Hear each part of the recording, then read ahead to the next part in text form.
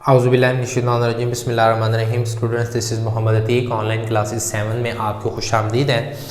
और students, last जो है कोई बच्चा ऐसा करे मुझे कमेंट सेक्शन में ज़रा कमेंट करके बता दें कि सर आपकी आवाज़ जो है वो क्लियर आ रही है और जो कैमरे की रिज़ल्ट है वो भी वर्ड्स क्लियर है।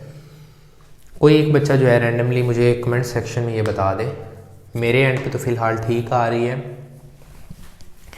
अच्छा, तो बच्चों जो लास्ट हमारा चल रहा था टॉपिक, उसके अंदर हमने ये देखा कि क्रस्ट क्या होती हैं, ट्रफ क्या होती हैं, कंप्रेशन क्या होती हैं, रेरफेक्शन क्या होती हैं, वेव क्या होती है, वेव एनर्जी को कैसे लेके जाती है, वगैरह वगैरह, ये सारी चीज़ों को हमने डिस्कस किया।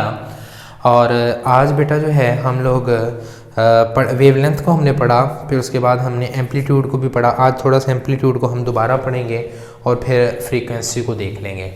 क्लियर होगा बेटा? चलें जी, वक्त ज़ाया किए बिना बढ़ते हैं अपने टॉपिक की तरफ। हमारा आज जो टॉपिक है वो है एम्पलीट्यूड।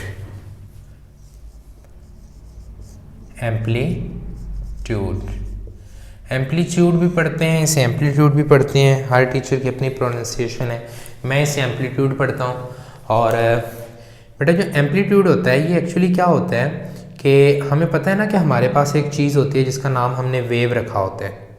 ठीक है, वेव रखा होता है। जब वो जो वेव आती है हमारे पास, अब वो ट्रैवल कुछ यूँ करती है, यूँ क्रस्ट, फिर ट्रफ, फिर क्रस्ट, फिर ट्रफ, और फिर जो है इसके साथ जो है आपके पास क्या बनता है, क्रस्ट बन जाता है। ठीक हो गया? अब ये देखें, ये मैं कहता हूँ कि लेट्स सपोज ये मैंने यहाँ से क्या गुजार ली, अपनी लाइन गुजार ली। अब देखिए ये बेस लाइन है, इसके ऊपर ये जो हाइट जा रही है, इसी तरह ये नीचे को हाइट आ रही है, ये हाइट जा रही है, और ये जो हाइट है इसको मैं कहता हूँ ये हमारी नॉर्मल लाइन है।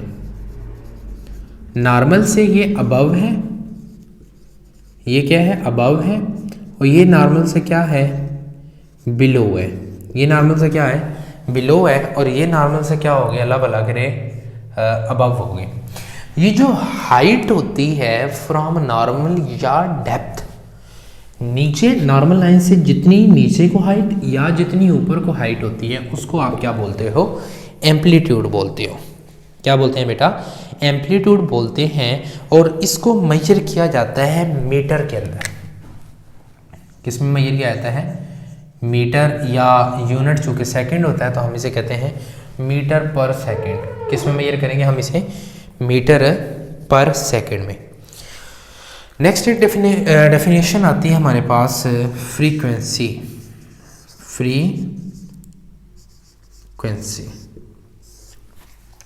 एक्चुअली जो वेव होती है ना, वो दो क्रस्ट के दरमियान के फासला होता है या दो ट्रफ के दरमियान का फासला होता है।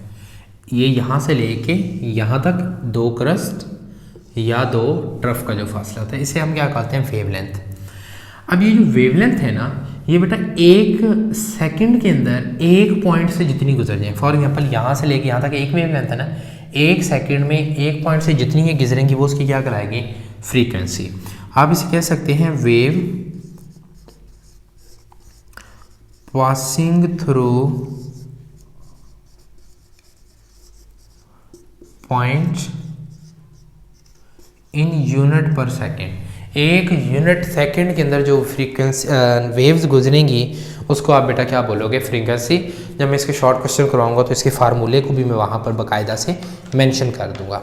ठीक होगा बेटा? स्पीड क्या होता है? स्पीड जो होती है बेटा वो आपके पास होती है डिस्टेंस। अब ये छोटी छोटी डेफिनेशन है और जनरल ही है, आपने pहले भी पढ़ी हुई छोटी क्लासेस में। स्पीड क्या होती है? Distance travelled in unit time. Speed क्या आ गई? एक यूनिट टाइम के अंदर किया जाने वाला डिस्टेंस, वक्त के लिहाज से किया जाने वाला डिस्टेंस।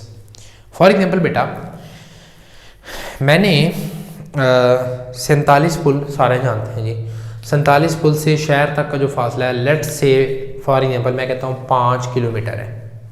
कितना फासला है शहर तक, फॉर एग्जांपल मैंने कहा 5 किलोमीटर है।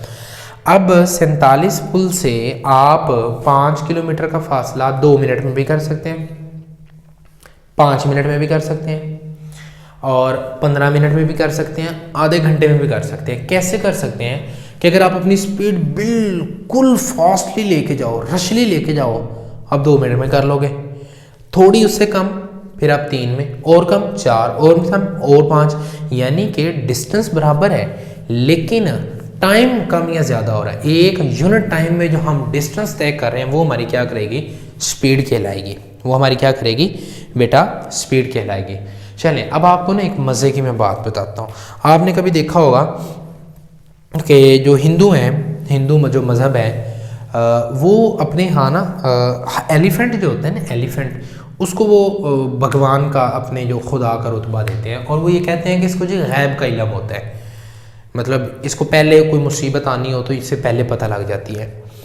आज वही भी हम थोड़ा सा डिस्कस करेंगे, वो क्या होता है असल में, उसके पीछे लॉजिक क्या है, साइंस क्या लॉजिक देती है। बेटा हम ना इसको कहते हैं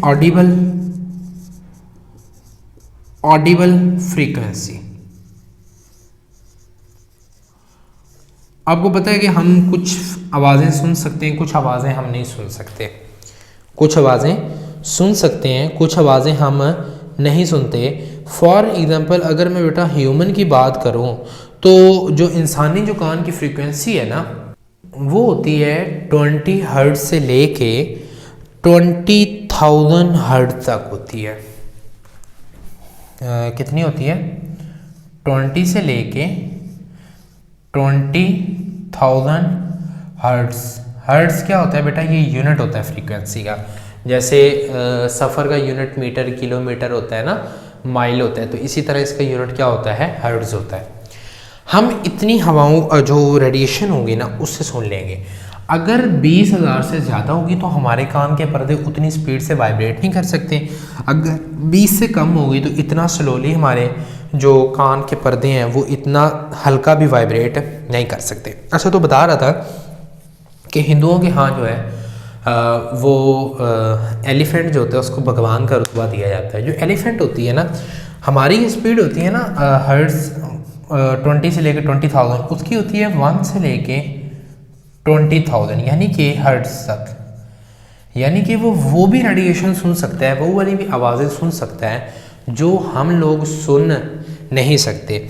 असल में होता क्या है कि उन लोगों ने ये चीज़ देखी, ऑब्ज़र्व की कि जो एलिफेंट होता है ना, तो जब फ्लड आया करता था, आपको पता है ना कि पहले फ्लड ज़्यादा आया करते थे, आजकल तो खैर कंट्रोल हो गए हैं। जो पहले फ्लड आया करता था, फॉर एग्जाम्पल में राइट हैंड पे जो है दरिया बढ़ता है, तो चूँकि जब दरिया से पानी निकलेगा तो अल्टीमेटली है कि पानी की कुछ ना कुछ साउंड होगी, आवाज़ होगी। जब वहाँ से पानी चलेगा तो ऐसा तो नहीं है कि मैं बिल्कुल दरिया के किनारे बैठा हूँ, वहाँ से नाला फटा और जनाब जी बहेगा पानी, नहीं, डिस्टेंस होता है ना।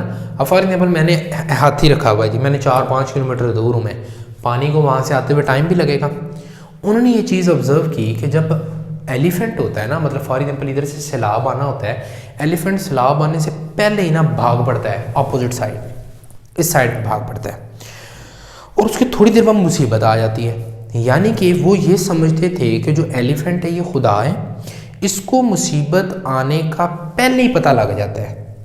जब इसको मुसीबत का पता लग जाता है ये वहाँ से उसके अपोजिट डायरेक्शन में भाग जाता है। फॉर एग्जाम्पल अगर इधर से पता लगा ना, इधर से शुआएँ आ गई, रेज आ गई, इस तरह की फ्रीक्वेंसी इसके कानों को मिल गई कि जो मुसीबत यहाँ से आने वाली है या यहाँ से सैलाब आने वाला है, ये वहाँ से इस साइड पे भागना शुरू कर देगा। अगर इधर से मिली तो ये इस साइड पे भागना शुरू कर देगा, उस साइड से मिली तो वो उस साइड पे भागना शुरू कर दे दूसरी साइड पे। यानी कि ये अपने आप को पहचान लेता था। अब होता क्या है, साइंस इसके पीछे लॉजिक देती है कि साइंस कहती है कि जो एलिफेंट के कान होते हैं ना, वो 1 हर्ट्ज से लेके 1 से लेके 20,000 हर्ट्ज तक की आवाज़ों को सुन लेते हैं।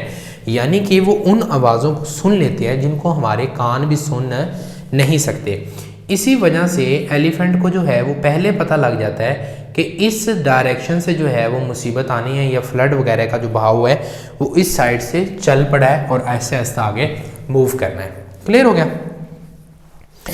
चलें जी, ये तो था हमारी ऑडिबल रेंज, और जो हम सुन सकते हैं उसे ऑडिबल कहते हैं। अच्छा बेटा, आप ज़रा मेरी आवाज़ को सुन रहे हैं और बड़े कई दिनों से सुन रहे हैं और बड़े अरसे से सुन रहे हैं।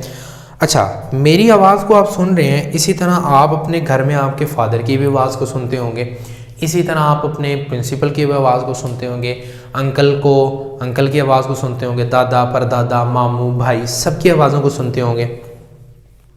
कभी आपने महसूस किया कि आपकी अम्मी आपको बुलाएं तो उनकी आवाज़ थोड़ी बारीक होती है, आपके बाबा की आवाज़ भारी होती है, मामू की आवाज़ भारी होती है, चाचू की आवाज़ भारी होती है, चाची की आवाज़ बारीक होती है, आपकी आवाज़ भारी होगी, आपकी बहन की आवाज़ बारीक होगी। हमने ये ज़रा मैंने एनालाइज़ किया तो मुझे ये पता लगा कि लड़कों सब की आवाज़ें भारी होती हैं, जबकि जो जितनी भी फीमेल्स हैं उनकी आवाज़ें भारी नहीं होती हैं, उनकी आवाज़ें बारीक होती हैं, जिसको हम कहते हैं ना तिखी आवाज़, पंजाबी ज़बान में तिखी आवाज़ होती है थोड़ी सी, उसको इंग्लिश में कहते हैं श्रिल साउंड। तो वो उनकी आवाज़ें थोड़ी श्रिल्स होती हैं, जबकि हमारी आवाज़ें जो होती हैं वो थोड़ी भारी होती हैं, हैवी आवाज़ें होती हैं। उसके पीछे बेटा जो रीज़न होती है ना वो ये होती है कि जो गर्ल्स होती है ना उनकी आवाज़ की जो पिच होती है ना, पिच को कहते हैं PITCH। अब यही पिच हिसाब लगा लो साइंस का, ये पिच यहाँ पे यूज़ कर रहे हैं और यही पिच जो है हम जो लुक होती है ना, लुक सड़कों पे फेंकने वाली, उसके लिए भी यूज़ करते हैं।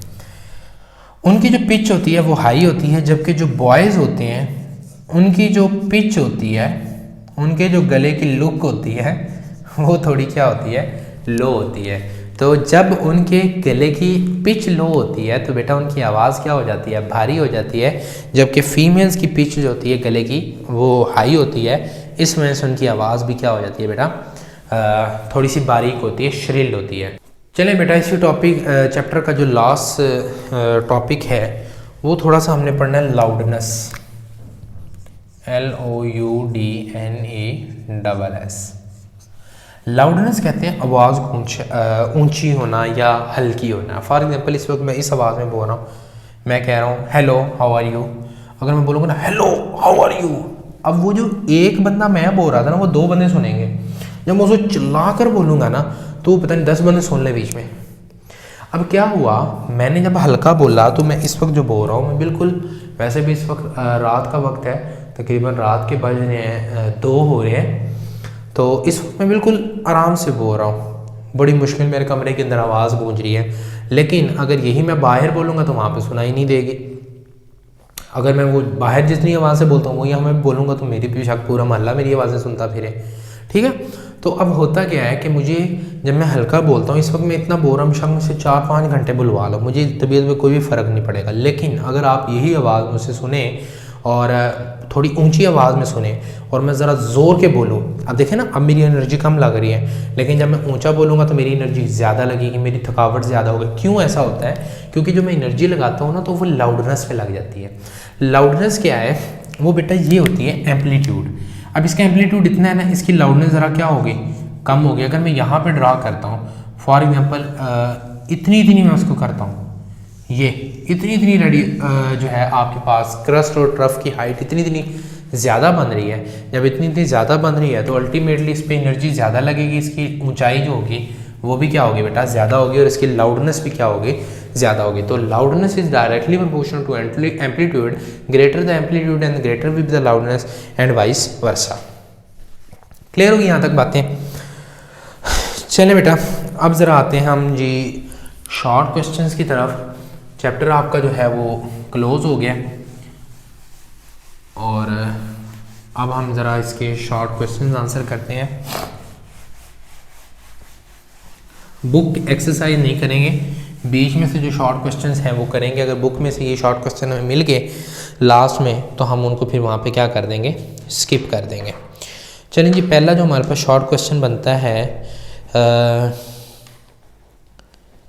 वो है एम्पलीट्यूड। Define amplitude. एम्पलीट्यूड की बेटा तारीफ करें। इट इज़ द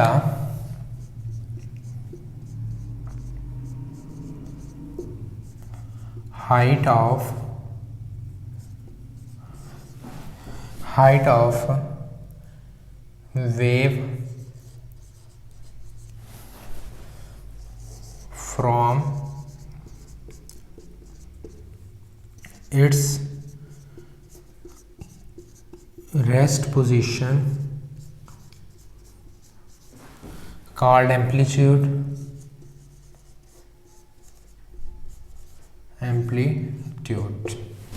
ठीक हो गया बेटा। पहला क्वेश्चन तो आपको बन गया ये। और होती है frequency, give its formula. What is frequency? What is frequency? Give its formula. Frequency की डेफिनेशन करो, इसका फार्मूला दो। आप लिखेंगे it is the number of waves passing through a point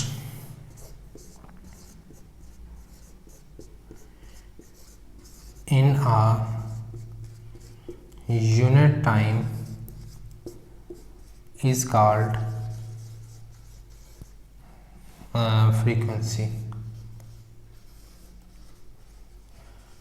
एक यूनिट टाइम के अंदर जो है, एक वक्त के अंदर जो वेव्स क्या करती हैं, गुजरती हैं, उसको आप क्या बोलते हैं? फ्रीक्वेंसी बोलते हो। क्लियर होगा बेटा? इसका फार्मूला आप लिखेंगे frequency is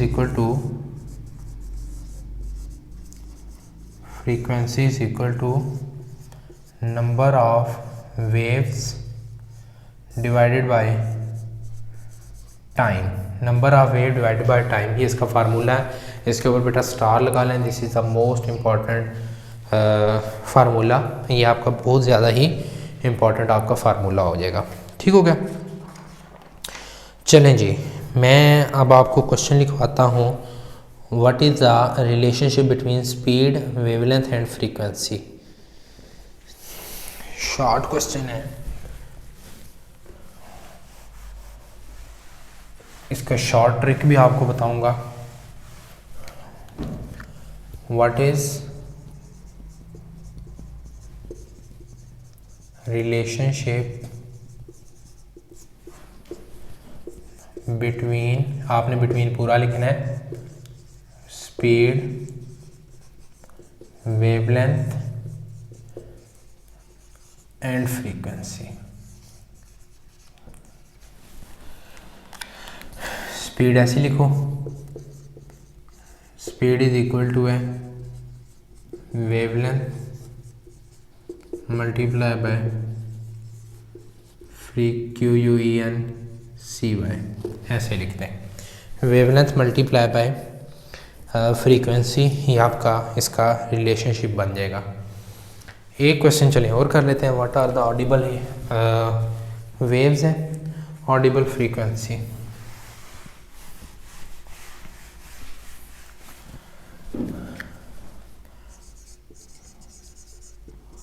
What is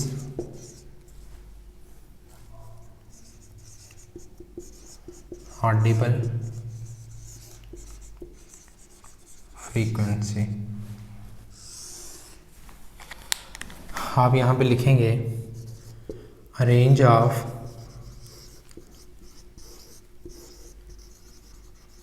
frequency can be heard by organism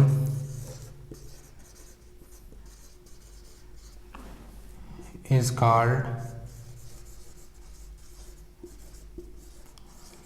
audible frequency. It varies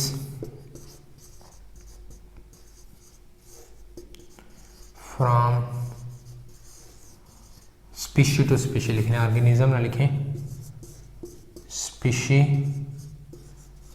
to species. हर जानवरों की क्या होती है? डिफरेंट होती है, हर स्पीशी की अलग होती है। For example